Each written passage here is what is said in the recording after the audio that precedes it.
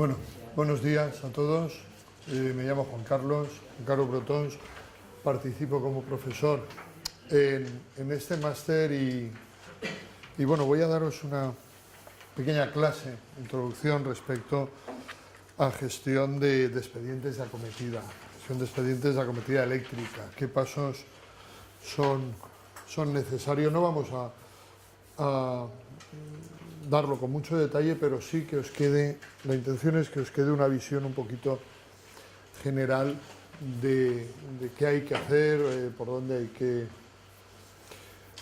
hay que trabajar y qué cosas se pueden hacer desde que se inicia la necesidad de un suministro de energía eléctrica hasta que finalmente se puede contratar. Una pequeña introducción, para los que no lo sepáis, pues la estructura de la red eléctrica es una estructura con centros de producción, una red de transporte en alta tensión o muy alta tensión, se va bajando la tensión conforme nos acercamos a los centros de consumo, y a partir del nivel de 220.000 voltios, 132.000 voltios incluidos, de ahí hacia abajo, las redes dependen del distribuidor. Con ese distribuidor es con el que hay que lidiar, con el que hay que negociar y con el que hay que hablar para gestionar el expediente de acometida, cuando necesitamos una acometida o la contratación de un nuevo suministro. Las redes de distribución van desde el nivel de tensión de 132.000 voltios incluidos hasta qué nivel de tensión creéis que va la propiedad del distribuidor. ¿Hasta qué nivel de tensión creéis? Yo prefiero que la charla sea un poquito interactiva también y que me interrumpáis y que comentemos. Pues va hasta el nivel de tensión de los 220 o 127 que todavía hay en alguna red de distribución, ¿no? Y termina en la CGP, en lo que se llama CGP, Caja General de Protección, en la misma frontera con el abono. La CGP es una cosa curiosa porque es responsabilidad del cliente. Si pasa algo ahí, lo tiene que solucionar el cliente, a cargo del cliente, pero solo puede tocar ahí el distribuidor o personal autorizado por el distribuidor, ¿no? Entonces, lo que vamos a hablar hoy un poquito es cómo gestionar la acometida o la necesidad de un contrato eléctrico en la red del distribuidor, tanto en alta tensión, podemos conectarnos en alta tensión, como en baja tensión, ¿vale? Hay que decir que las actividades que están inmersas en el sector eléctrico son 4 actividades principalmente: la generación de energía, el transporte en la red de muy alta tensión, la distribución, que es lo que acabamos de hablar, y la comercialización. 2 de ellas, generación y comercialización, se ejercen en régimen absolutamente libre. Quiere decir que generar energía en España puede generar quien quiera, cumpliendo los trámites administrativos necesarios, y puede vender quien quiera energía, y puede comercializar quien quiera y a quien se la compren y al precio que se acuerde, etc. En cambio, el transporte y la distribución es una actividad regulada. Cualquier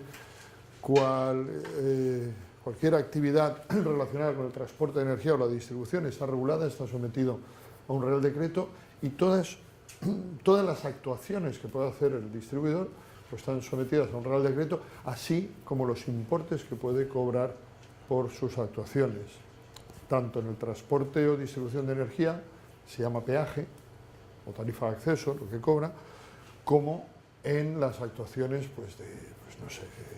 alta de contadores, cambio de contadores, configuración, extensión de red, etcétera, ¿no? Todo eso está regulado. Hay una separación, aunque puedan pertenecer al mismo grupo de empresas, pero hay una separación jurídica y funcional entre lo que es la distribución de energía y el transporte y lo que es la comercialización y generación. Esa separación, que desde la liberalización del mercado eléctrico, la antigua ley del sector en el año 97, la ley 54/97, se ha ido haciendo gradualmente más grande. Esa separación se culminó en julio de 2009, donde a partir de esa fecha ya totalmente se separó la actividad de distribuir y transportar con la de comercializar. Hay una separación total. Entonces, cuando queremos gestionar una acometida, tenemos que hablar con el distribuidor. Y cuando queremos contratar el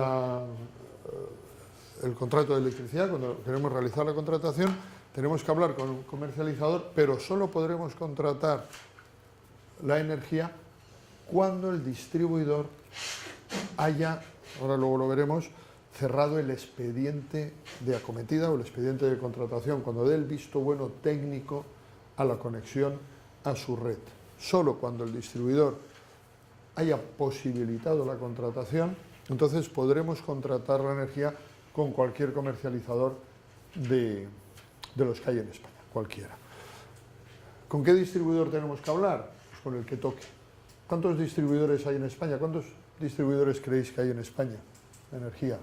Sin número. ¿4, 5, 20, 50? Bueno, pues hay alrededor de 300 y pico, 350, una cosa así. Distribuidores, y están, y su actuación depende de la zona, es una actuación territorial, o sea, en el mismo punto geográfico no pueden distribuir dos distribuidores distintos, llega el cable de uno solo. Además, eso se sabe en las facturas, como información, en las facturas hay un numerito que es el CUPS, pues los 5 primeros dígitos de ese CUPS indican qué distribuidor nos está distribuyendo, ¿no? Sí que es cierto que hay 5 grandes distribuidores, los que tenéis ahí. En 2015 E.ON vendió su red a Viesgo y salió del negocio, y estas son las zonas de actuación, y luego aquí pues hay cientos de pequeñas áreas donde distribuyen pequeños distribuidores, pues eso, hasta 342. Bueno, pues con el distribuidor que toque es con el que tenemos que hablar para gestionar la acometida. ¿Cuándo se puede contratar el suministro con una distribuidora? Bueno, pues podemos contratar con la distribuidora, se contrata la tarifa de acceso o el peaje, el acceso a la red, y con el comercializador la energía. Una vez que el distribuidor ya lo tiene todo terminado, el comercializador se encarga de gestionar ese acceso, si queremos, ¿no? Si queremos lo podemos hacer el propio cliente, pero lo habitual es que el comercializador, una vez que el distribuidor ya ha cerrado el expediente, ya está todo claro, pues el comercializador se encargue de todo por mandato del cliente, ¿no? ¿Y cómo empieza todo? Todo empieza con un CUPS. Un CUPS es el Código Universal de Punto de Suministro. O sea, lo primero que tenemos que hacer cuando necesitamos energía eléctrica es ir a hablar con el distribuidor. Y nada más empezar a hablar, antes de nada, el distribuidor, bueno, nos hemos puesto en contacto con él, el distribuidor nos da un CUPS, un número de expediente también, pero nos da un CUPS, tiene la obligación de darlo.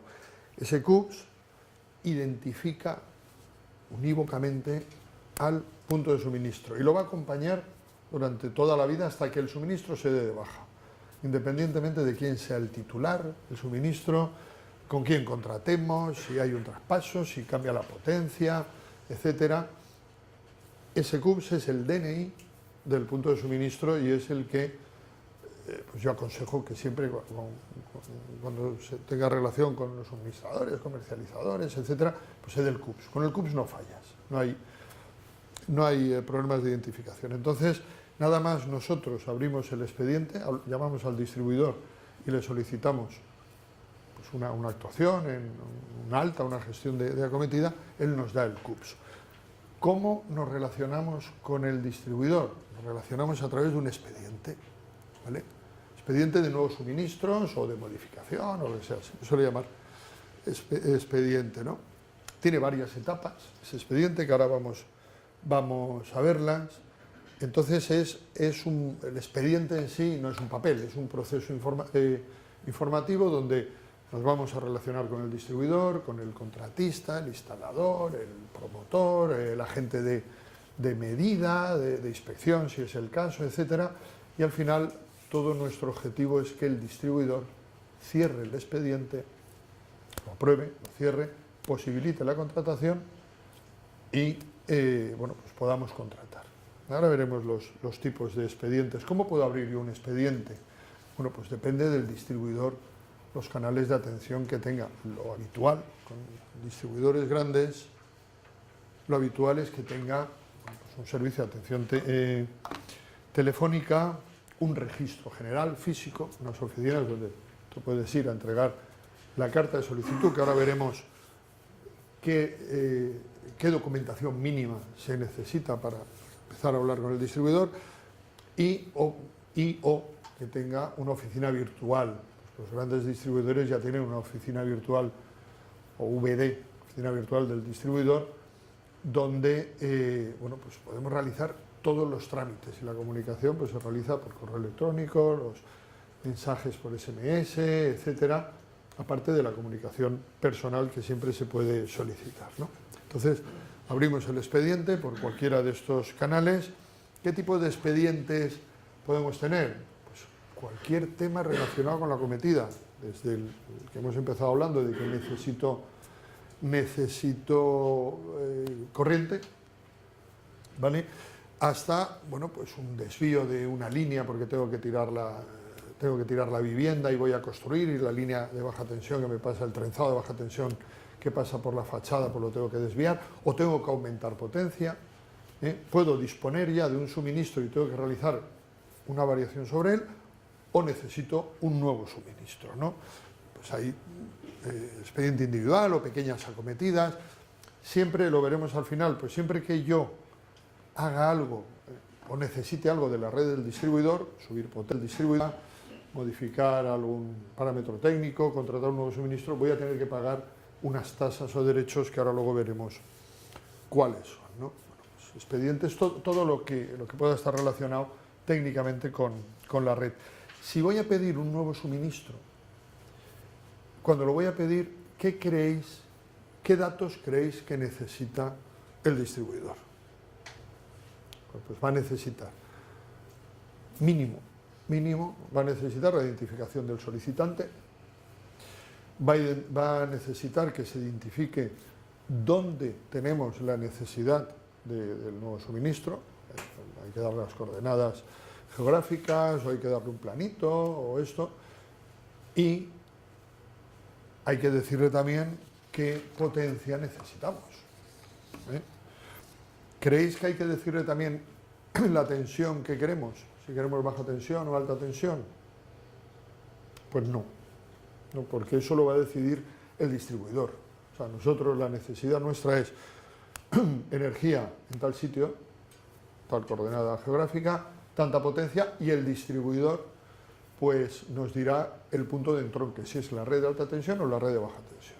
Por ejemplo, si necesitamos 5,75 kilovatios para una vivienda y la pedimos en un casco urbano, pues vamos, es evidente que nos va a dar el punto de acometida en baja tensión.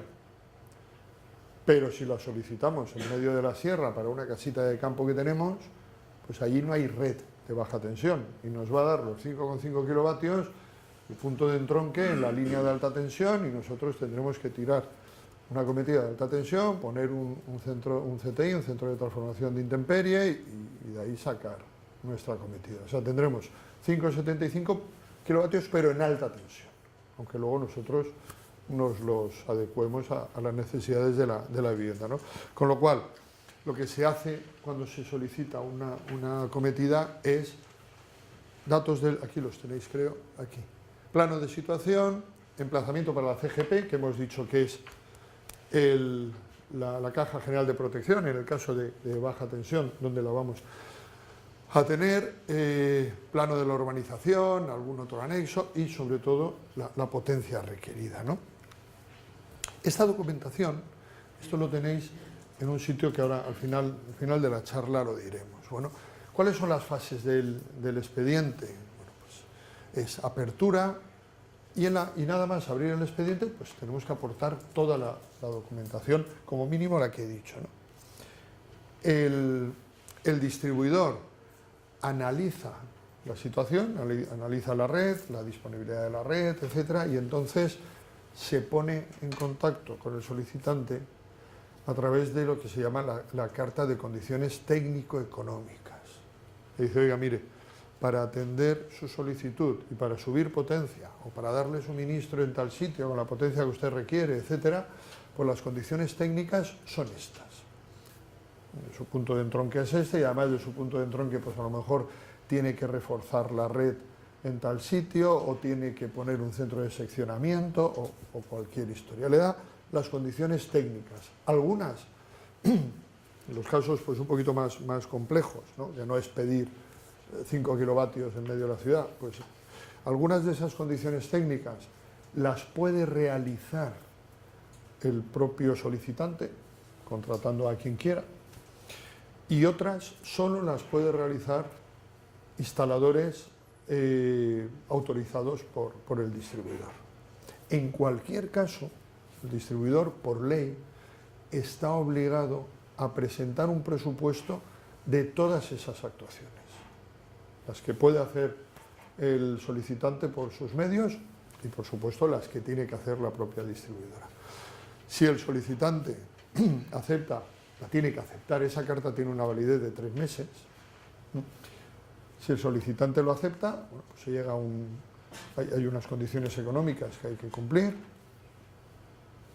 y una vez que se cumplen se empieza a desarrollar pues toda la ejecución de las obras, el proyecto. Si hay que presentar proyecto, depende ya de la complejidad, ¿no? de la solicitud. Bueno, esto es lo mismo, un poquitín más detallado, ¿no? Hay una cosa,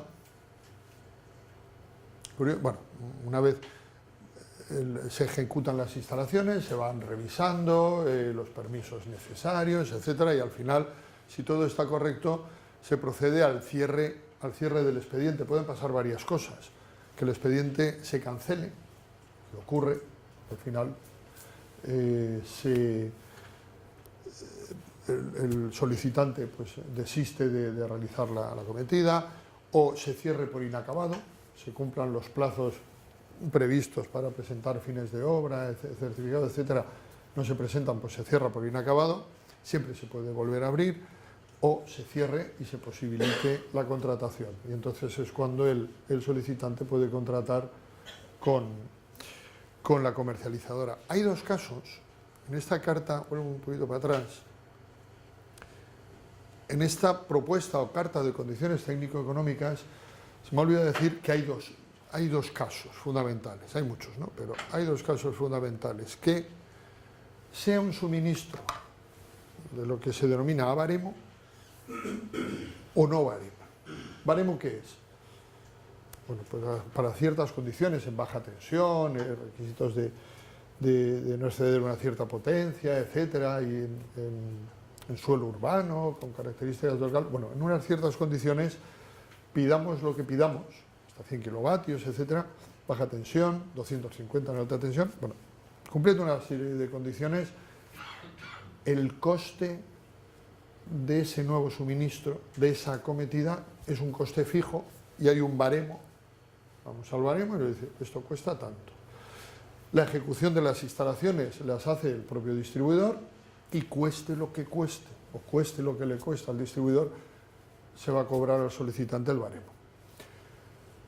Si no se cumplen esas condiciones, que no es suelo urbano, condición de solar, o se superan los 100 kilovatios en baja tensión, 250 en alta, etcétera, bueno, pues vamos a un suministro que no es baremo. Y que no es baremo, y esa extensión de la red necesaria para cumplir lo que pide el solicitante, pues la tiene que hacer el propio solicitante a costa de él. Le cueste pues lo que le cueste, ¿no? Hay que realizar instalaciones, ejecutar la obra, etcétera, ¿no? Vale.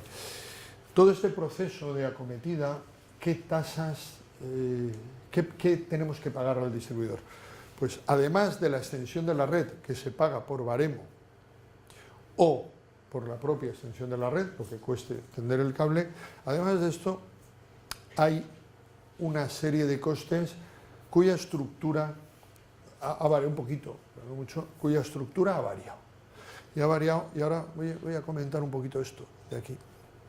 Ha variado a raíz de la ley del sector de diciembre de 2013, creo que fue el 24 o el 23 de diciembre, no me acuerdo, al día siguiente de publicarse la ley del sector, salió este Real Decreto donde se establece la estructura de costes o de tasas que hay que pagar al distribuidor cuando nos relacionamos con él. Y hay tres grandes bloques: los derechos de acometida, otras actuaciones y pago por estudios.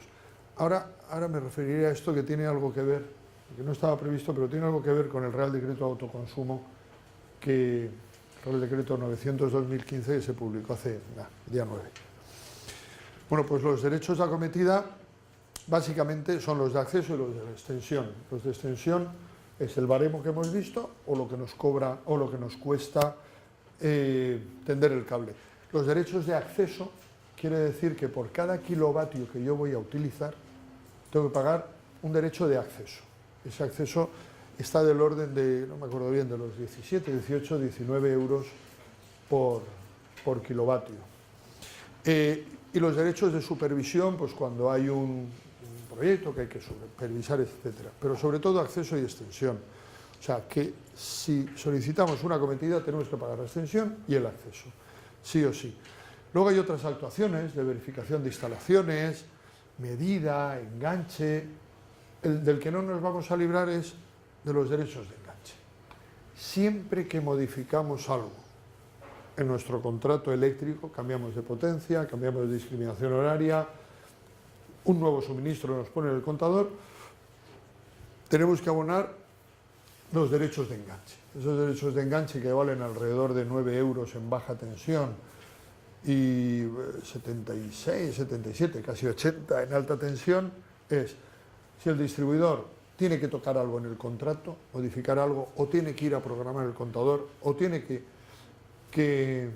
poner el contador. O sea, enganche no quiere decir el acto físico de enganchar, sino cualquier modificación en el contrato de acceso nos van a cobrar los derechos de enganche. Por eso, por ejemplo, pues si cambiáis la tarifa, la cambiáis de una tarifa normal a discriminación horaria, se cobran los derechos de enganche, que son los 9 euros en baja tensión. Y luego, por último, se define en este Real Decreto el pago por estudios. Se define, mejor dicho, que se define, se establece el pago por estudios. No se dice la cuantía y se dice que se va a desarrollar. De esto ha pasado, pues ahora van a hacer 2 años y no se ha desarrollado. Pero ese pago por estudios, no lo he dicho, pero fijaros que cuando abrís un expediente y os dan la carta de condiciones técnico-económicas, eso es gratis. O sea, estudiar el acceso a la red, saber cuál es el punto de acometida, saber dónde se puede enganchar y que te lo digan y te digan lo que te va a costar eso, ese estudio es gratis.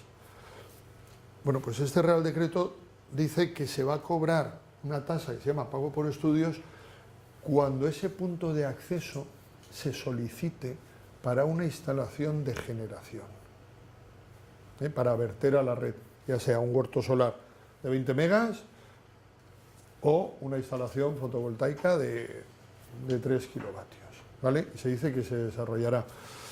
No se ha desarrollado, pero eso está ahí. Y el Real Decreto de Autoconsumo, el 900/2015, lo que dice es que estarán exentos del pago por estudios las instalaciones de autoconsumo. Todas las instalaciones de autoconsumo tienen que pedir un punto de acceso, tienen que solicitarlo, aunque se vaya a poner una vivienda que ya tiene acceso, pues estarán exentas del pago por estudios las instalaciones de autoconsumo de tipo, que dice el Real Decreto, tipo 1, y además de tipo 1 de menos o igual de 10 kilovatios de potencia instalada, ¿vale? Aunque no se ha desarrollado todavía eso, nadie sabe qué va a costar eso todavía, pero sí que van a estar exentas, ¿no? Vale, pues estas son las tasas que hay que pagar cuando hablamos con un distribuidor. Y luego, pues un poquito, no sé, ¿cómo vamos de tiempo, Manolo? ¿Bien? Pues entonces me extiendo un poquito en esto. ¿Qué tipo de contratos puedo hacer yo? O sea, con esa acometida. Pues hay dos tipos bueno, hay muchos tipos de contratos, ¿no? Pero conviene separarlo de así. Primero, ¿qué va a durar mi contrato? Bueno, pues puede que sea una duración normal, va a ser un contrato definitivo, con lo cual, pues de ese vamos a hablar poco, del contrato de duración normal. Vamos a una comercializadora, llegamos a un acuerdo, lo contratamos y ya está. Pero puede ser un contrato de duración reducida. Por ley, los contratos que se establecen, cuando se contrata la electricidad, se establece, aunque firmemos un contrato, estamos realmente firmando dos. Estamos firmando con el comercializador y con el dueño de la red, con el distribuidor. Estamos firmando el que nos venda la energía, pero también el que nos la transporte y llegue a nuestra casa. Ese contrato de acceso, de distribución de energía, por ley, tiene que tener o tiene duración de un año. ¿Vale? Tiene duración de un año. ¿Qué pasa si yo quiero hacer un contrato de duración inferior a un año? Bueno, pues que la regulación nos permite contratos de duración reducida. ¿En qué casos estamos ahí? Pues tenemos el caso de eventos, de ferias, de regantes con contratos temporales, etcétera, ¿no? Eso quiere decir que nosotros, por un contrato definitivo de duración un año, vamos a pagar una tarifa de acceso que está regulada, pero si la duración es reducida, o contratos de obras, etcétera, vamos a tener que pagar esa tarifa de acceso un poquito distinta. Y es un lío. Os puedo asegurar que es un lío. Hay una transparencia aquí que lo resume, pero es un poquito follón. Entonces, vamos a ver, contrato definitivo normal. No hay más que decir, el que contratamos, etcétera, lo podemos contratar por un año, por dos, ver la mejor oferta, etcétera. Ahora, contrato de duración reducida. Son contratos donde vamos a estar en teoría menos de un año, ¿eh? Y a lo mejor se repiten, se pueden repetir año a año. Son los denominados contratos temporales que en el Levante, en Murcia, no son habituales, pero en otras zonas de España, en Cáceres, Valladolid, etcétera, pues para cierto tipo de instalaciones agrícolas pueden ser interesantes, ¿no? Ahora los veremos. Entonces, esos contratos de duración reducida se definen, bueno, además es un follón también porque hay bastante regulación al respecto, pero la regulación básica, si alguien se quiere tomar la molestia de leerla, está en el Real Decreto, en el 1164, en el artículo 6, ¿vale? Y le llama contratos inferiores a un año. Y define dos. Y luego aquí también viene un poquito el follón, porque una cosa son los nombres que le da el Real Decreto a ese tipo de contrato, y otra cosa luego es los nombres que le dan los distribuidores, ¿no? Pues por ejemplo, en el Real Decreto se definen contratos eventuales y contratos de temporada. Ahora veremos cómo afecta el que sea de duración reducida al pago de la tarifa de acceso. Esa tarifa de acceso, que es el término de potencia, no lo he dicho, y parte del término de energía, que hace tiempo que no ha cambiado, pues esa tarifa de acceso veremos cómo cambia si vamos a contratos de duración inferior a un año. Contratos de temporada. Son contratos de duración inferior a un año, pero que se repiten, de carácter cíclico. ¿Qué contratos suelen haber? Pues, por ejemplo, almazaras, plantaciones de tabaco, donde solo durante 2, 3, 4 meses se utiliza, ¿no? ¿Qué problemas tienen estos contratos? Que fuera de esa temporada, son los contratos de temporada, se le llama también temporales, fuera de esa temporada no hay suministro de energía, no tenemos nada, tenemos las cuchillas, los seccionadores, los XS, los tenemos abiertos. ¿Qué otro problema tienen estos contratos y por qué no los utilizan, por ejemplo, los regantes de esta zona?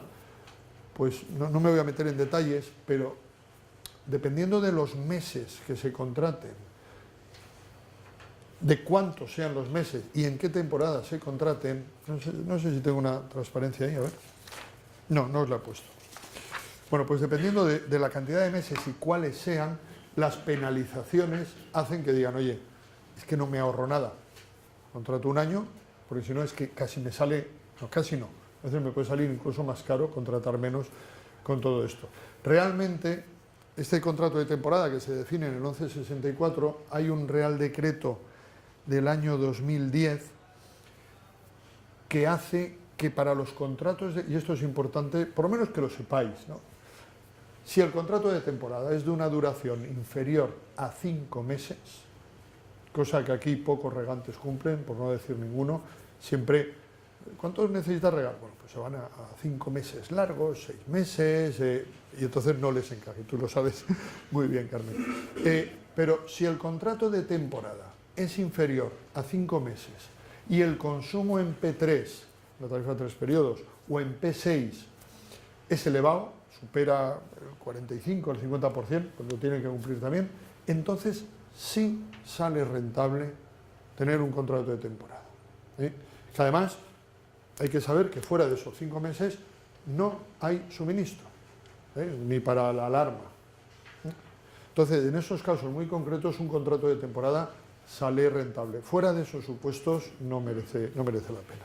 Y luego están los denominados contratos eventuales, donde ahí se meten, son contratos que es para un fin concreto y determinado y único. Pues son los contratos de obras, las ferias, los eventos, etcétera, ¿no?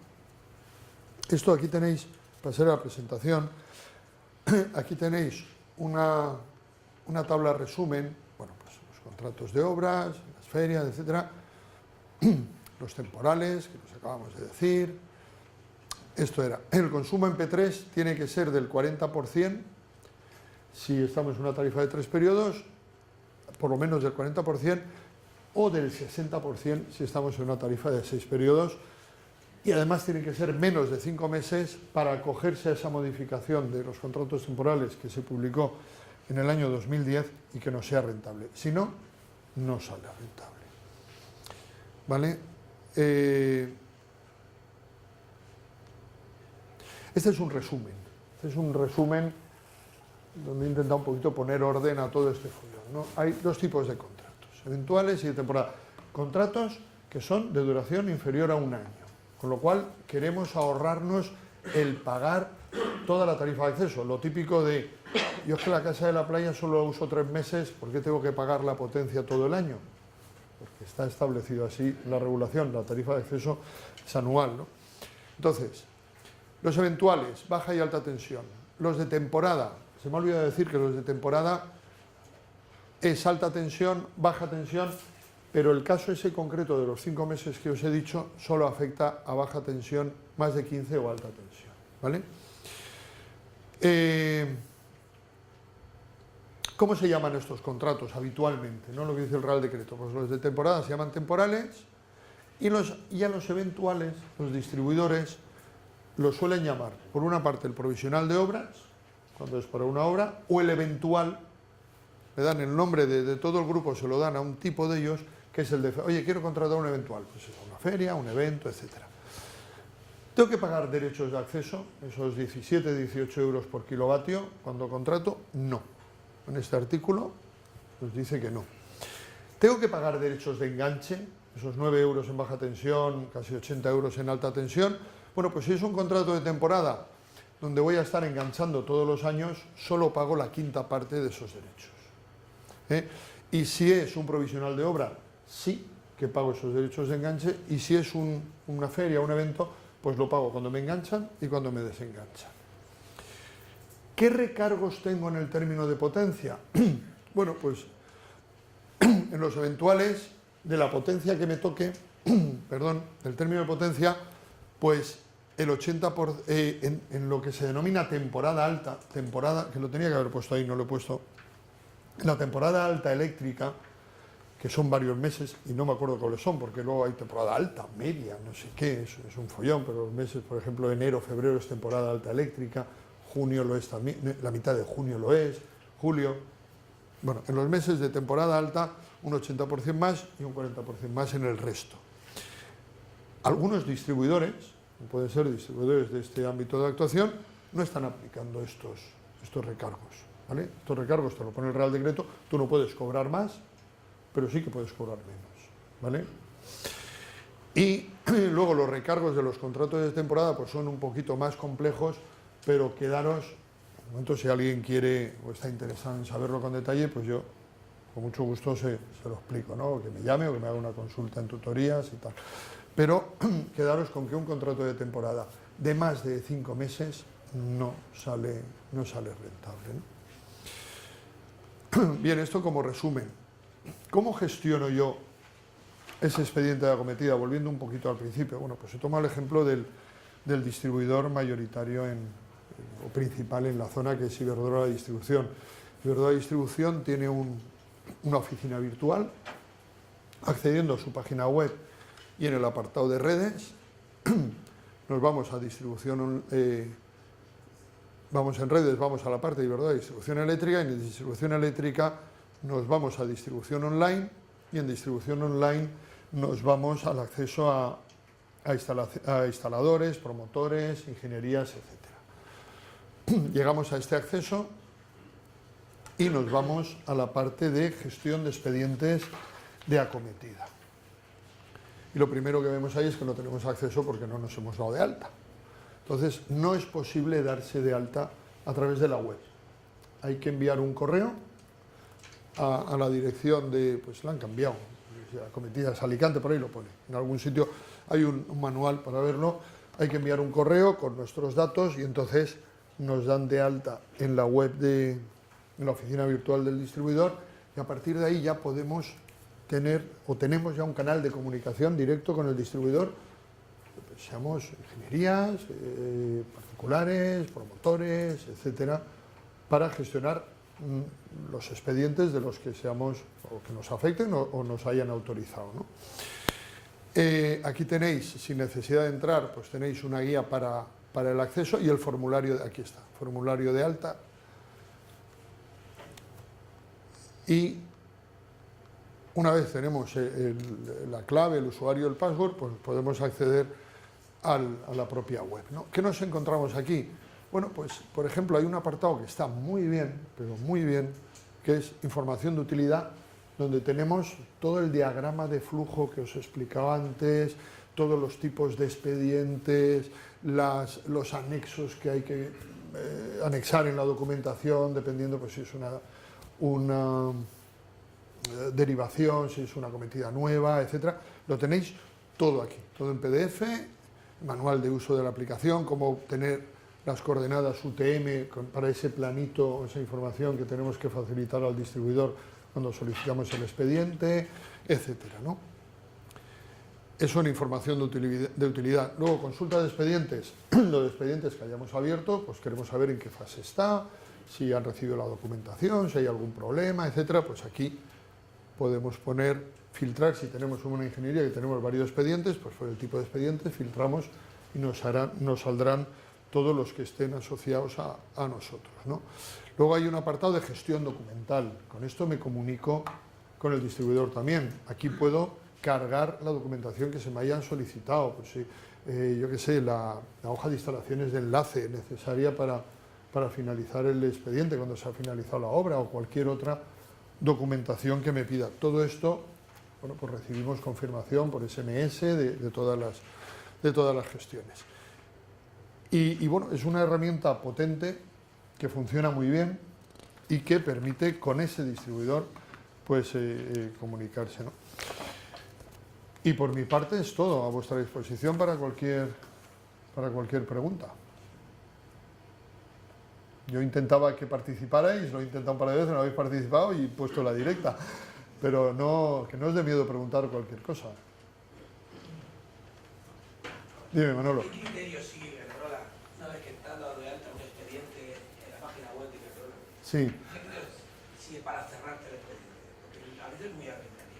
Para cerrarte el expediente, pues que se cumplan las condiciones de las cartas de condiciones técnico-económicas. Vengo a decirlo porque hay unos expedientes que a lo mejor en 2 semanas sin moverlo, pero están de baja, y otros que están años y no se los han quitado. O sea, que hay No, vamos a ver. El distribuidor tiene que cumplir una serie de plazos y unos parámetros de calidad y los plazos que están establecidos en Real Decreto. Si los plazos no se cumplen por parte del distribuidor, ¿no? Pues se puede ir a industria y eso tiene una sanción. Si los plazos no se cumplen por parte del solicitante, el distribuidor lo que hace es cerrar el expediente por inacabado. Lo cierra por inacabado. Hay algunos que se le quedan por ahí. Pero, vamos a ver, si todo va bien, Si todo va bien, el expediente... Tú me has dicho cerrar el expediente, pero no cerrar y posibilitar contratación, sino cerrar y anularlo. O sea, que vas a acceder y algo que tenías abierto el día anterior, al día siguiente lo tienes cerrado y tienes que No, volver pues a- porque a- algún plazo se ha cumplido y yo, hasta donde yo sé, pues generalmente los distribuidores hacen barrido, dice, a ver, ¿cuántos expedientes están? Porque hay cientos de miles. ¿Cuántos expedientes están abiertos y están fuera de plazo? Pam, pam, pam, pum, y te lo cierran de golpe, ¿no? Te lo cierran. Eso suele pasar a veces, ¿no? Animaros, ¿hacen alguna pregunta? Del Dime. contrato de obra al contrato de suministro normal, o sea, una vivienda o Sí. una obra, lo que se hace es se cierra el expediente de contrato de obra. Sí, Cuando ya se ha concluido la obra, se comunicará a la distribuidora que ya se ha. sí. Entonces, se cierra ese expediente Ujú. y ya se volvería a abrir otro Y expediente. correcto, se abre otro expediente y cambia el CUPS. Hay un CUPS para el contrato de obra y un CUPS para el nuevo expediente, pero si el contrato de obra está terminado, las instalaciones de enlace están hechas, etcétera, etcétera, pues no tiene que... Y cuando se hace el contrato de obra, pues hay un expediente de petición de potencia, pues para el edificio, etcétera, no tiene que haber ningún problema en esa transición, pero ahí tiene razón y no lo he dicho, el CUPS del contrato de obra desaparece y aparece un CUPS o muchos CUPS nuevos, si es un edificio de viviendas, para identificar a cada suministro. A veces pasa que ese contrato de obras nadie lo cierra, se queda ahí por los siglos de los siglos y también los distribuidores hacen barridos ahí de decir, oiga, que la obra es de hace 10 años. No, yo es que a veces he escuchado, técnicamente no lo, pero he escuchado de que que a veces hay un contrato de obra que se continúa utilizando ese suministro, se corta y dicen, es que es cuando cortan esos suministros para hacer el otro tipo de contrato, Sí. que es muy complejo. Era lo que no entendía. A ver. Nada más que decía de un expediente y otro. Es como todo, si todo va bien, hay veces que se enquista y dices, joder, ¿qué está pasando? Me lo anula, no me lo da, no, pero no tiene por qué pasar nada. No tiene por qué pasar nada. Sí que es cierto que cuando hablas con un distribuidor y empiezas a tocar, siempre, hasta que no tienes el contrato y la luz en tu casa, puede pasar cosas, pero no tiene por qué. Pues nada, Manolo, si no tenéis más preguntas, oye, agradeceros la atención. Gracias.